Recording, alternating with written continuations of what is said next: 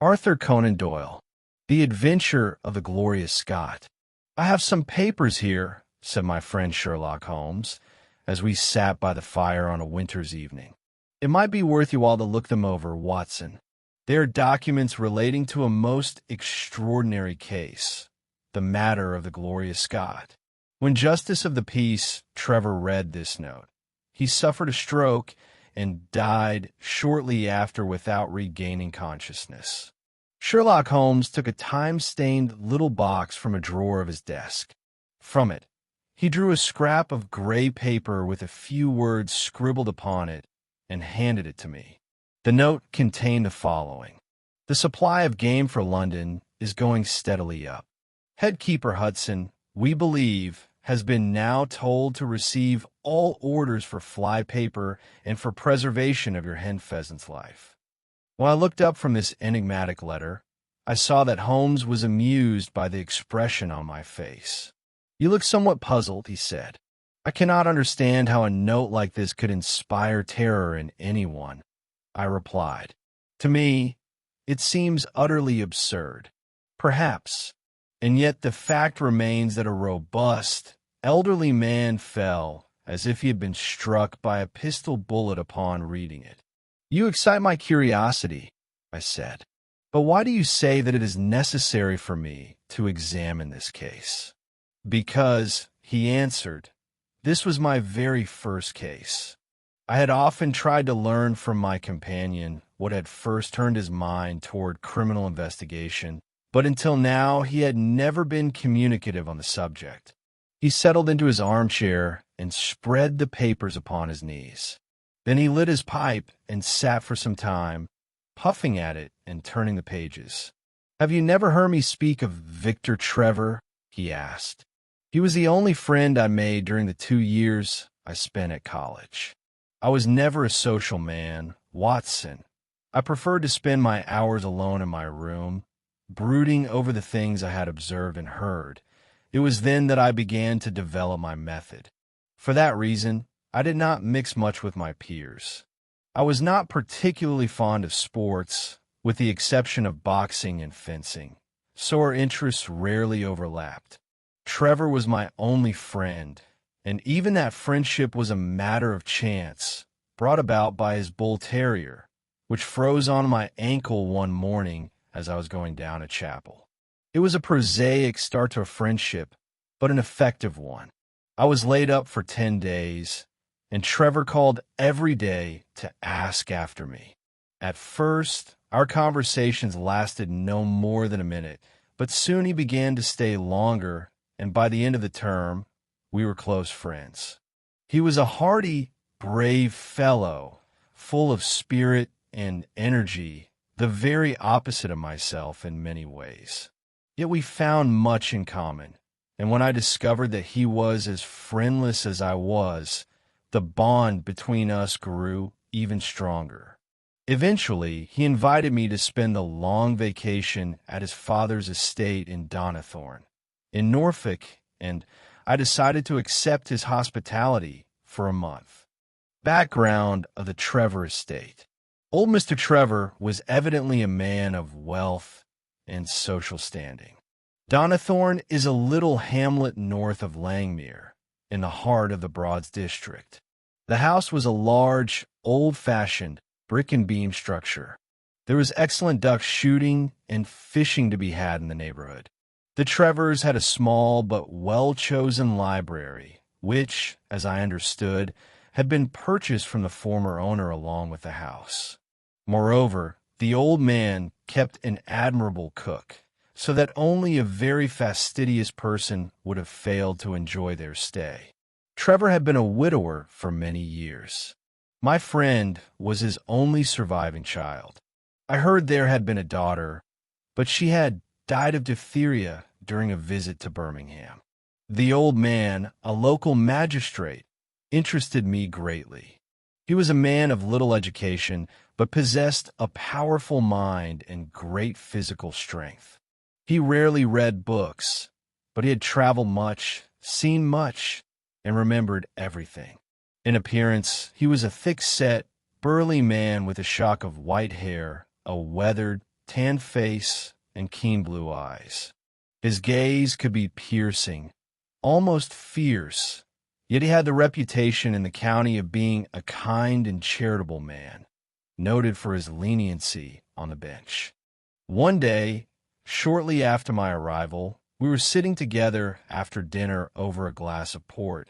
Young Trevor began to speak of my powers of observation and my method of deduction, which I had already started to organize into a system, though at the time I had no clear idea of the role it would play in my future. The old man, it seemed, thought his son was exaggerating my skill. "Come, Mr. Holmes," he said with a laugh. He was in a particularly fine mood that day. "Try your method on me. I should be an excellent subject for your deductions and conclusions. I fear there's not much I can tell you," I remarked. "However, I might suggest that during the last 12 months you have been living in fear of someone." The laugh died upon the old man's lips, and he stared at me in utter bewilderment. "Yes, that is true," he confirmed, turning to his son. "You know, Victor, when we broke up that gang of poachers, they swore they would have our lives. They actually did attack Sir Edward Hobie. Since then, I have always been on my guard, though, as you know, I am not a man easily frightened." "You have a very handsome stick," I continued. "By the inscription, I can tell it has been in your possession for no more than a year. But you have taken the trouble to drill a hole in the head and pour in melted lead, turning it into a formidable weapon. Had you nothing to fear, you would not have taken such precautions." "What else?" asked old Trevor, smiling again.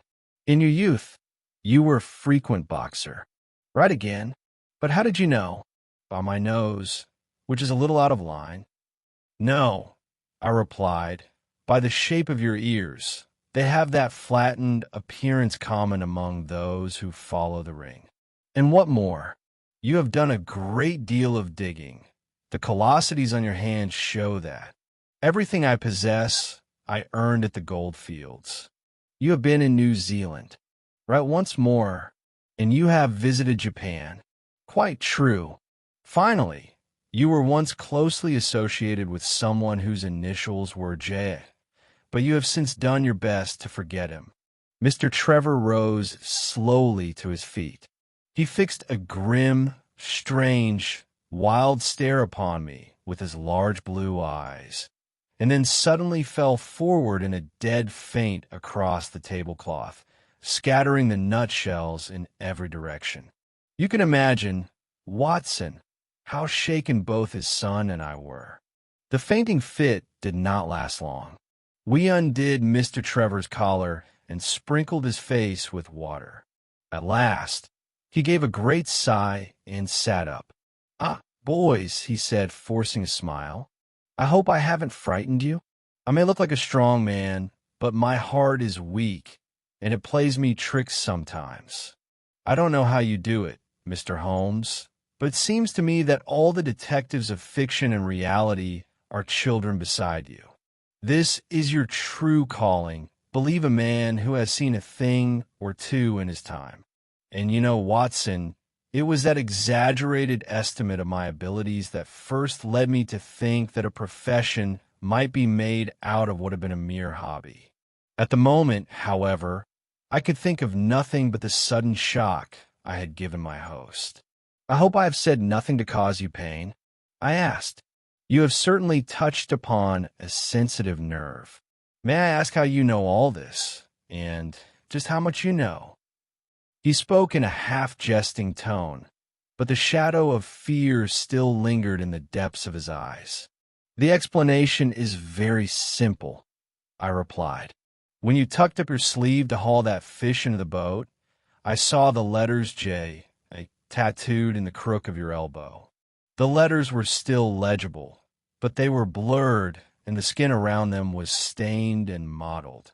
It was clear that an attempt had been made to erase them.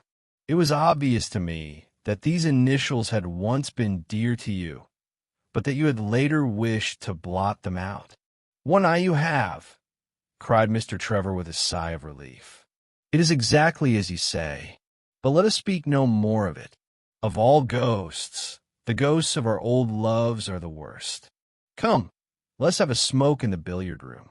From that day on, a touch of suspicion was added to the hospitality Mr. Trevor always showed me. Even his son noticed it. You have given my father a puzzle to solve, said my friend. He cannot quite grasp what it is you know and what it is you don't. Mr. Trevor said nothing, but the thought must have remained in his mind, for he would often watch me with furtive glances. At last, I became convinced that I was making him nervous and that it would be better for me to leave. On the day before my departure, an incident occurred which proved just how significant my observations had been. We were all three stretched out in deck chairs in front of the house upon the lawn, basking in the sunshine and admiring the view of the Broads, when suddenly a maidservant appeared to say that a man wished to see Mr. Trevor. "What is his name?" asked Mr. Trevor. "He did not say, sir." "What does he want, then?" "He insists that you know him, and that he must have a word with you." "Show him in here." A moment later, we saw a withered little fellow approaching with a fawning air and a crab-like, shambling gait. The sleeve of his open jacket was stained with tar. He wore a red and black checkered shirt, trousers of heavy dungaree, and worn-out, heavy boots. His face was thin and tanned, with sharp, shifty little eyes. A constant smile played on his lips, revealing a row of yellow, crooked teeth. His gnarled hands were held in a half-clenched fashion, a habit characteristic of seamen. As he came across the lawn with his rolling stride, a strangled sound escaped Mr. Trevor's throat. He sprang up and rushed into the house. He returned very shortly, and, as he passed me, I caught a heavy scent of brandy. "Well, my man," he began, "how can I be of service to you?"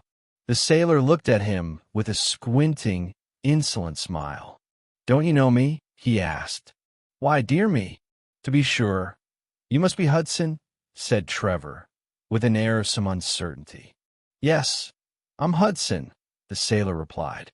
"It's 30 years and more since we last met. And here you are with your own roof over your head, while I'm still eating salt junk out of a barrel." "You shall soon see that I do not forget old friends," cried Mr. Trevor, and stepping up to the sailor, he whispered something in his ear. "Go to the kitchen," he continued aloud, "where you shall have food and drink, and there will be work found for you."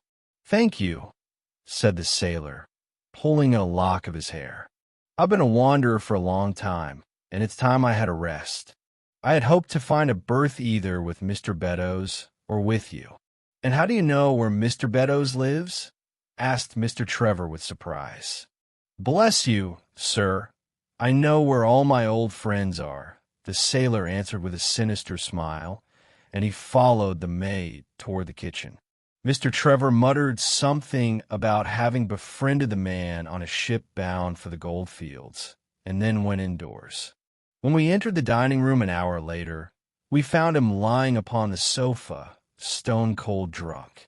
The whole incident left a most unpleasant impression upon me, and the next day I was not sorry to leave Donnithorne, for I felt that my presence was a source of embarrassment to my friend. The urgent call. All these events took place during the first month of our vacation. I returned to London, where I spent about 2 months engaged in experiments in organic chemistry. Autumn had set in, and the holidays were drawing to a close, when I suddenly received a telegram from my friend. He summoned me to Donnithorne, saying that he stood in dire need of my help and advice.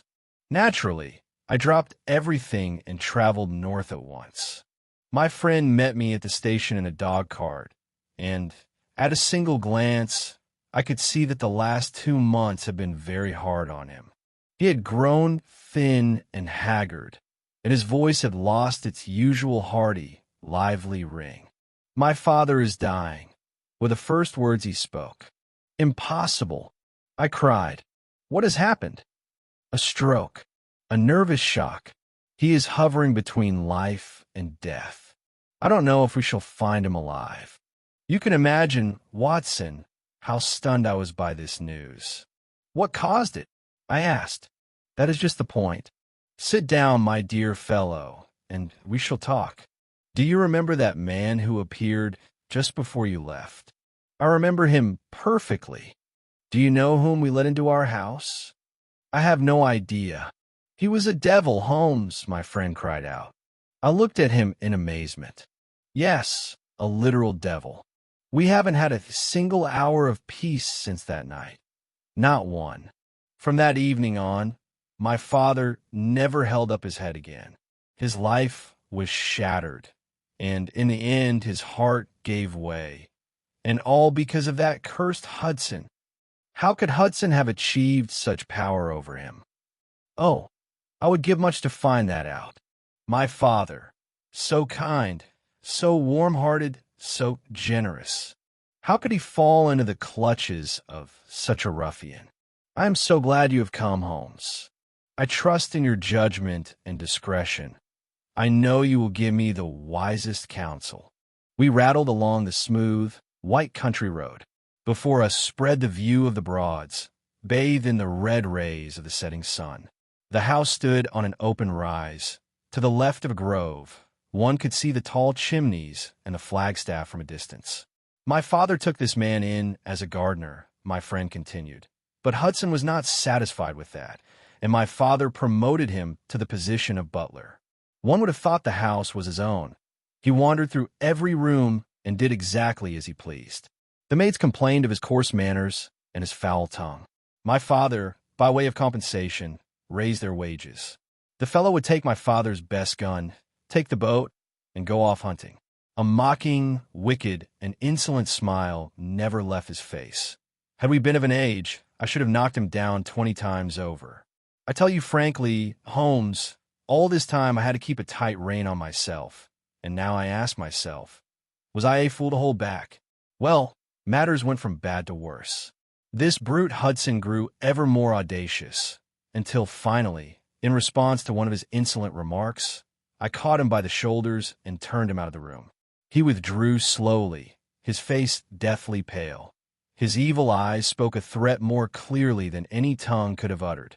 I do not know what passed between my poor father and this man, but the next day my father came to me and asked me to apologize to Hudson. You can imagine that I refused, and I asked my father how he could allow such a scoundrel such liberties, and how Hudson dared to lord it over everyone in the house.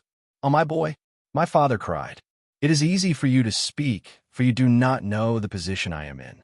But you shall know everything. I feel that you will know, and then let come what may. You would not believe it if they told you evil of your poor old father, would you, my boy? He was terribly upset. He locked himself in his study for the entire day. Through the window, I could see him writing. Evenings seemed to bring us some relief, for Hudson announced his intention to leave us. He walked into the dining room, where my father and I were sitting after dinner, and declared his decision in the thick, slurred voice of a man in his cups. I've had enough of Norfolk, he said. I'm off to Mr. Beddoes in Hampshire. I reckon he'll be just as glad to see me as you were. I hope you leave us without any ill will, said my father with a meekness that made my blood boil. I've been treated badly here, the man said, casting a dark look in my direction. Victor, do you not think you have been rather harsh with this worthy man? My father asked, turning to me. On the contrary, I replied, I believe we have both shown extraordinary patience toward him. Oh, that's what you think, is it? Hudson snarled. All right, my fine fellow, we shall see. He slouched out of the room, and half an hour later he was gone, leaving my father in a pitiable state. At night, I could hear him pacing his room. I was certain that a catastrophe was about to break. And how did it break? I asked impatiently. In the simplest way possible. Last night, my father received a letter bearing the Fordingbridge postmark. Upon reading it, he clutched his head and began to pace the room like a madman. When at last I managed to get him onto the sofa, his mouth and eyes were twisted. He had suffered a stroke. Dr. Fordham came at the first summons. We carried my father to his bed, but he is completely paralyzed. He has not regained consciousness, and I fear we shall not find him alive." "How terrible!" I exclaimed. "What could have been in that fatal letter?" "Nothing of consequence. That is what is so inexplicable. The letter is absurd, meaningless. Oh my God, it is exactly what I feared." At that moment, we rounded the curve of the avenue.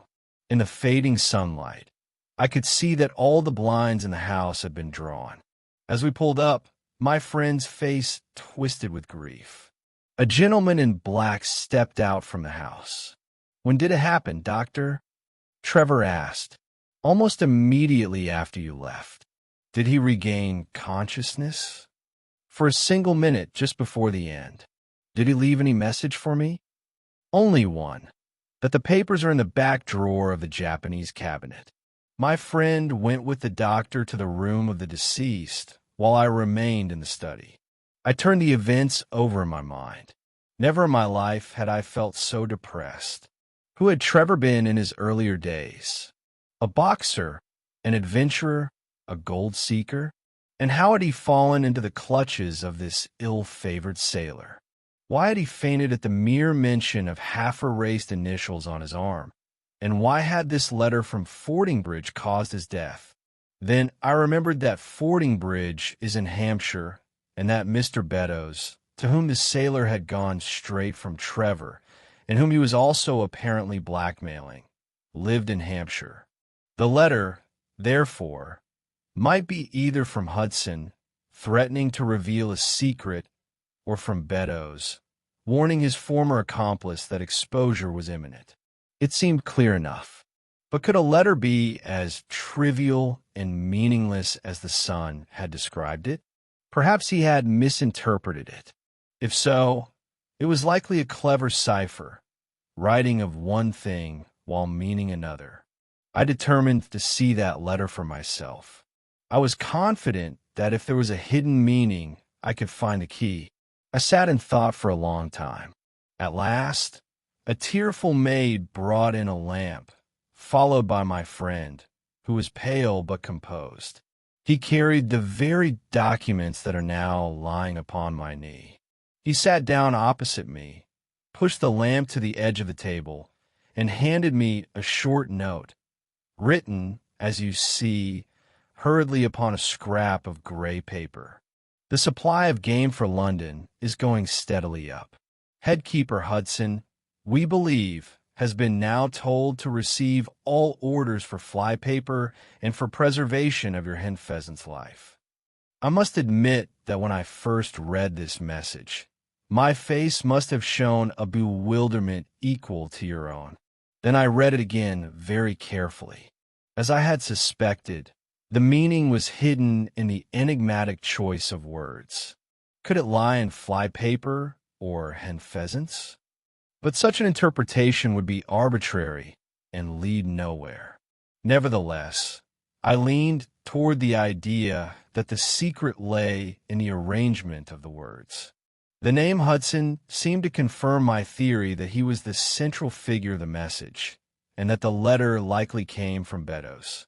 I tried reading it backward, but the phrase, "life hen pheasants your preservation," was not inspiring. Then I tried reordering the words, but neither game nor supply shed any light. Suddenly, the key to the riddle was in my hands.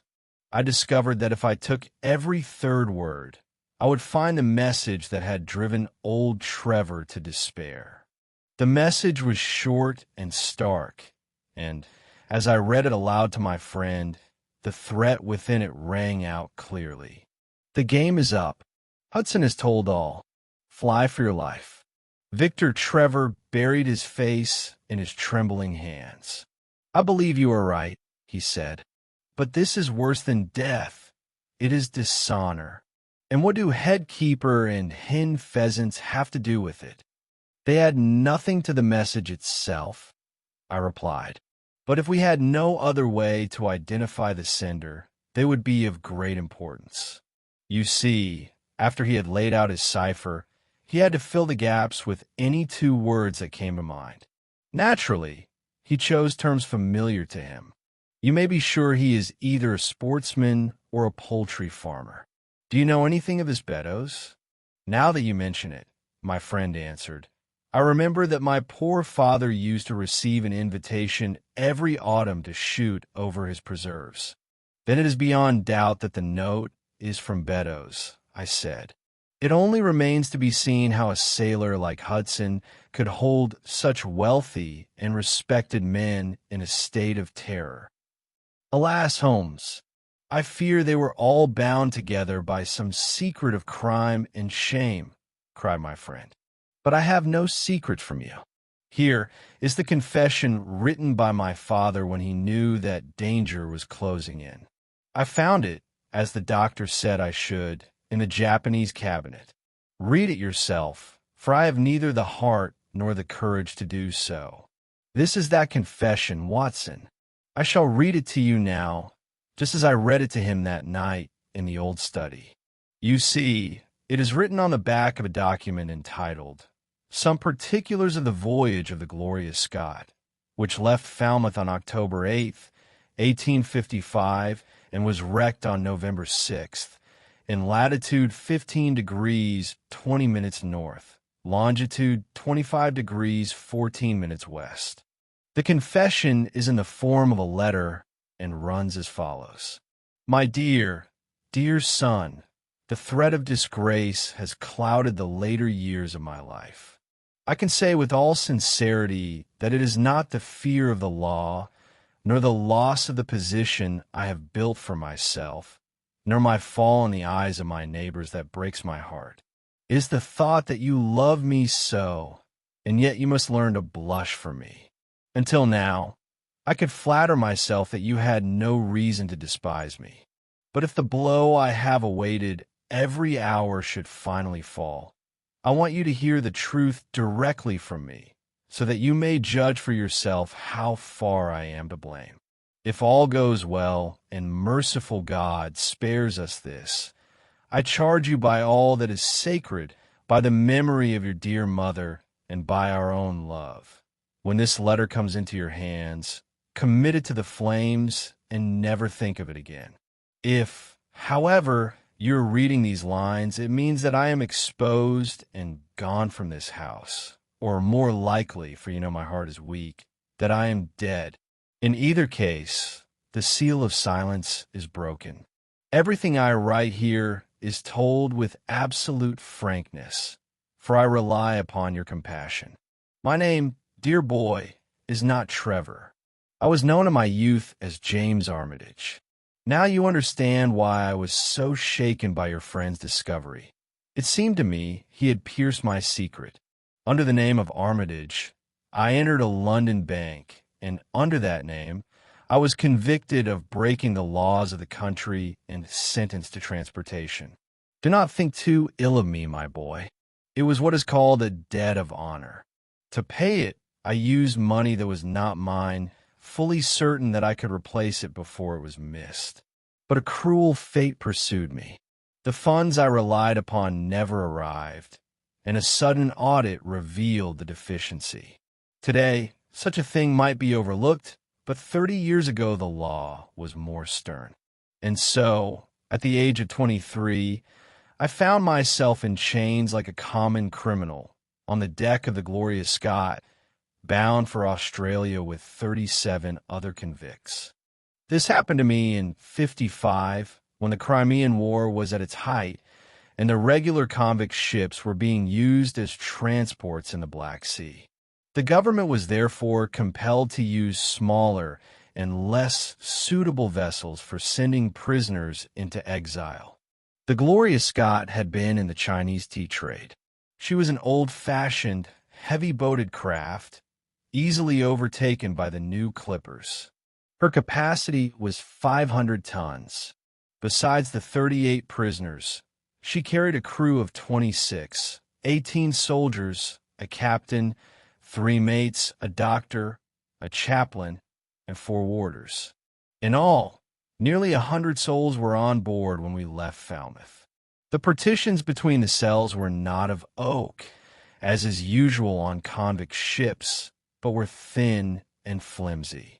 As we were led down to the quay, one man had already caught my eye, and now he found himself next to me in the aft of the Gloria. He was a young man with a smooth, beardless face, a long, thin nose, and heavy jaws. He carried himself with an independent air, walking with a steady, important stride, and his great height made him tower above everyone else. I do not believe there was a man on board who reached his shoulder. He must have been at least 6 feet 6 inches tall. Among the sad and weary faces, his energetic countenance, marked by an iron-willed determination, stood out like a lighthouse in a storm. I was glad to find he was my neighbor, and when, in the dead of night, I heard a whisper and discovered that he had managed to bore a hole through the partition between us, I was even more delighted. "Greetings, matey," he whispered. "What's your name, and what are you here for?" I answered him, and, in turn, asked with whom I was speaking. "I am Jack Prendergast," he replied. "By God, you must have heard of me before our meeting." I remembered his case well. It had been a sensation shortly before my arrest. He was a man of good family, remarkably clever, but with incurable vices. By a complex system of fraud, he had managed to swindle London merchants out of an enormous sum of money. "Ah, so you remember my case?" he asked with pride. "I remember it perfectly. In that case, perhaps you recall one particular feature of it. Which was that? I had nearly $250,000, had I not? So they said. And the money was never recovered, was it? No, it was not. Well, and where do you suppose it is now?" he asked. "I have no idea," I replied. "I have it," he whispered loudly. "By God, I have more pound notes than you have hairs on your head. And if you have money, my son, and know how to use it, you can get things done. Do you imagine that a man like me is so cowed that he intends to rot in this stinking bilge, in this decayed, worm-eaten coffin of a boat? No, sir, such a man looks after himself and his friends. You can lean on this man, stick to him, and thank your stars that he has you in tow." That was his manner of speaking. At first, I thought little of it, but before long, after he had tested me and bound me by a solemn oath, he let me know that there was a conspiracy on board the Gloria. It was resolved to bribe the crew and win them over to our side. A dozen of the prisoners had entered the plot before even setting foot on the ship. Prendergast was the leader of the movement, and his money was the engine that drove it. "I have a friend," said Prendergast, "a most excellent and honest man, who is the one to bribe the crew. He has the money. And where do you think he is now? He is the chaplain on the Gloria, no less. He came on board in his black suit, with forged papers and enough cash to buy anything and anyone. The crew would go through fire and water for him. He bought them all, wholesale, for ready money, even before they signed on.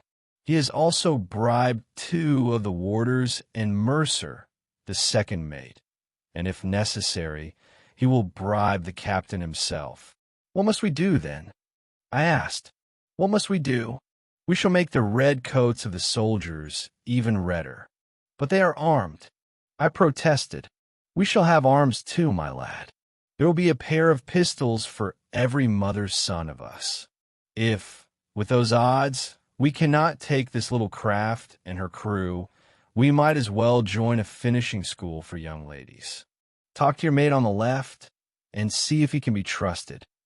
I found that my neighbor on the left was a young man who, like myself, had been convicted of forgery. His name was Evans, but later, like me, he changed it. Today he is a wealthy and prosperous man living in the south of England. He was ready enough to join the conspiracy, seeing in it his only hope of escape. Before we had even crossed the bay, the plot had spread to all the prisoners. Only 2 were left out. One was a simpleton whom we did not trust, and the other was so ill with jaundice that he was of no use to us. At first, there was nothing to stop us from seizing the ship. The crew was a gang of cutthroats, seemingly handpicked for such a job. The sham chaplain visited our cells to set us on the path of righteousness. He would come with a black bag, supposedly filled with religious tracts.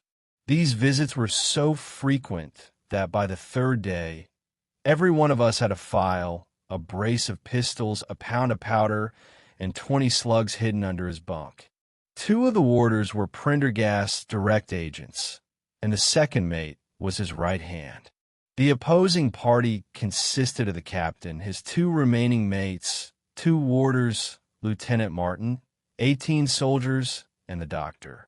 Since we had not raised the slightest suspicion, we decided to make a sudden night attack without any special precautions. However, it all happened much sooner than we expected. We had been at sea for over 2 weeks. One evening, the doctor came down into the hold to examine a sick prisoner, and, putting his hand on the bunk, he felt the pistols. Had he kept his head, our scheme would have been ruined, but he was a nervous man. He gave a cry of surprise and turned pale as death. The prisoner, seeing that the doctor had guessed the truth, sprang upon him. Before he could raise the alarm, he was gagged and lashed to the bed. The doctor had left the door leading to the deck open, and we all rushed through it. We shot the 2 warders and a corporal who ran out to see what was the matter. 2 soldiers were at the door of the saloon, but their muskets were apparently not loaded, for they never fired a shot. We cut them down as they were trying to fix their bayonets. Then we rushed to the captain's cabin, but as we threw open the door, a shot rang out from within. The captain was sitting at his table with his head fallen forward upon a chart of the Atlantic, and beside him stood the chaplain with a smoking pistol in his hand. The 2 mates were seized by the crew. It seemed that all was over. We all gathered in the saloon, which was next to the captain's cabin, and sat on the couches talking all at once. The wine of freedom had gone to our heads. There were crates in the cabin, and Wilson, the sham chaplain, took out a dozen bottles of dark sherry from one of them. We knocked the necks off the bottles, poured the wine into glasses, and had just set them on the table when a crash of musketry broke out, and a saloon filled with smoke so thick we could not see across the table. When the smoke cleared, a scene of carnage met our eyes. Wilson and 8 others were piled upon the floor, and the blood on the table was mixed with the sherry. The memory of it haunts me to this day. We were so terrified that we might not have offered any resistance had it not been for Prendergast. With his head down like a bull, he charged for the door along with those of us who were still alive. Stepping out, we saw the lieutenant and 10 soldiers. There was an open skylight above the saloon table, and they had been firing down at us through the gap. However, before they had time to reload their muskets, we were upon them. They resisted heroically, but we had the advantage of numbers, and in 5 minutes it was all over. Heavens! Was there ever such a slaughter on any other ship? Prendergast, like a devil possessed, was picking up the soldiers as if they were little children and, living and dead alike, flinging them overboard. One severely wounded sergeant clung to life in the water for a long time, until someone, out of compassion, put a bullet through his head. When the skirmish ended, the only survivors among our enemies were the warders, the mates, and the doctor. The fight was over, but then a quarrel broke out. We were all glad for our hard-won freedom, but some of us were loath to have more blood on our souls. It is one thing to fight armed men, and quite another to murder the defenseless. 8 of us, 5 prisoners and 3 sailors, declared that we were against the killing. But Prendergast and his followers were unmoved. He said that we must go through with it, that it was the only way. No witnesses could be left behind. This nearly led to us sharing the fate of the prisoners, But finally, Prendergast offered to let those who wished to do so take to a boat. We agreed. His bloodthirstiness sickened us, and besides, we feared that things might take an even darker turn. Each of us was given a sailor's frock, and for the lot of us, a keg of water, a cask of salt junk, a crate of biscuits, and a compass. Prendergast threw a chart into the boat and shouted a parting word, that we were shipwrecked mariners whose vessel had foundered at 15 degrees north latitude and 25 degrees west longitude. With that, he cut the painter. Now, my dear son, I come to the most astonishing part of my story. During the struggle, the Gloria Scott had been lying head to the wind. As soon as we were in the boat, she changed her course and began slowly to move away. A light breeze was blowing from the northeast, and our boat rose and fell on the waves. Evans and I, being the most literate, sat over the chart, trying to determine our position and choosing which shore to make for. It was no easy task. To the north, 500 miles away, lay the Cape Verde Islands, and to the east, some 700 miles off, was the coast of Africa. In the end, as the wind was from the south, we chose Sierra Leone and steered in that direction. The Gloria was already so far off that only her masts were visible on our starboard quarter. Suddenly, a thick black cloud of smoke billowed up from her, shaped like some monstrous tree. A few minutes later, a roar of an explosion followed, and when the smoke cleared, the Gloria Scott had vanished. We immediately turned our boat toward the spot where a light mist still rose above the water, marking the site of the catastrophe. We rowed for a weary time, and at first it seemed we were too late to save anyone. A shattered boat, a mass of floating wicker crates, and various wreckage bobbing on the waves marked the spot where the ship had gone down. No souls were visible, and we had almost lost hope and turned back when a cry of help reached our ears. In the distance, we saw a plank with a man clinging to it. It was the young sailor, Hudson. When we hauled him into the boat, he was so exhausted and so badly burned that we could learn nothing from him at first. By the next morning, he told us what had happened. As soon as we had left, Prendergast and his gang began the execution of the 5 survivors of the skirmish. The 2 warders were shot and thrown overboard, and the 3rd mate shared their fate. Prendergast himself cut the throat of the unfortunate doctor. Only the 1st mate, a man of immense courage, refused to go quietly. When he saw the convict approaching him with a blood-stained knife, he managed to shake off his loosened shackles and fled to the stern. A dozen convicts, armed with pistols, chased him only to find him standing by an open powder barrel with a box of matches in his hand. There were 100 men on board, and he swore that if a finger were laid on him, he would blow the ship to eternity. At that very second, the explosion occurred. Hudson believed it was caused by a stray bullet from one of the convicts rather than the mate's match. Whatever the cause, it was the end of the Gloria Scott and the ruffians who had seized her. That, my dear son, is the brief history of the terrible crime in which I was involved. The next day, we were picked up by the brig Hotspur, bound for Australia. It was not difficult to convince the captain that we were survivors from a foundered passenger ship.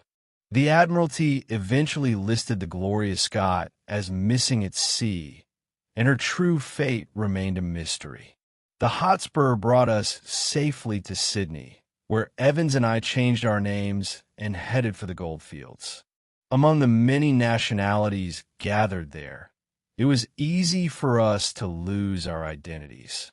The rest needs no telling. We grew rich, traveled widely, and finally returned to England as wealthy colonials to purchase our estates. For more than 20 years, we led peaceful and useful lives. hoping our past was buried forever. You can imagine my horror when, in the seaman who came to my door, I recognized the very man we had plucked from the sea. Somehow he had tracked down Beddoes and me, intent on blackmail. Now you understand why I tried to keep the peace with him, and you will sense the terror that consumed me when he left to seek out his other victim.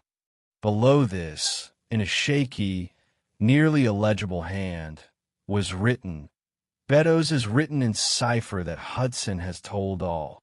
Merciful God, have mercy on our souls." That is the story I read to young Trevor that night. Watson, to my mind, it is a tale full of the highest drama. My friend was heartbroken. He eventually went out to the Terai tea plantations, where I hear he has done well. As for the sailor Hudson and Mr. Beddoes, neither was ever seen or heard of again from the day that warning letter was received. They vanished utterly. No report ever reached the police, so Beddoes was clearly mistaken in thinking the threat would be carried out.